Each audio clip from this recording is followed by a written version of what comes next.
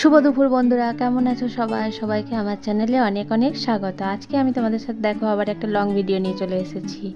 বাড়িতেই খুব সহজে নিমকি তৈরির রেসিপি, চলো দেখতে থাকো। প্রথমেই দেখো ময়দাটাতে আমি লবণ, কালো জিরে, চিনি, একটু খাবার সোডা এবং সাদা তেল দিয়ে খুব ভালো করে ময়াম দিয়ে দিলাম। ময়ামটা খুব ভালো করে মেখে নিচ্ছি।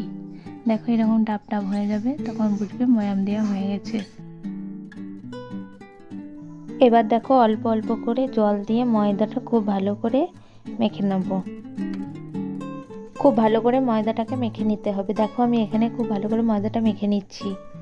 আমার দিকে ময়দাটা মাখা হয়ে গেছে। এবার আমি 10 মিনিটের জন্য ঢেকে রেখে দেবো।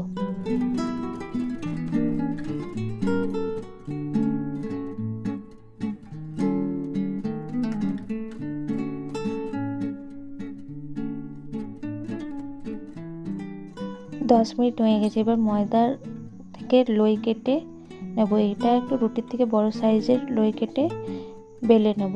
বেলে পরে তারপর চাকু দিয়ে কেটে নেব। দেখো চারকোনা চারকোনা করে কেটে নিয়েছি।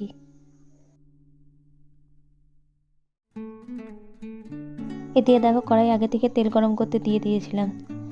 তারপর ময়দার যে লইগুলো কেটে রেখেছিলাম সেগুলো গরম তেলে ভেজে তুলে নিলেই তৈরি নিমকি।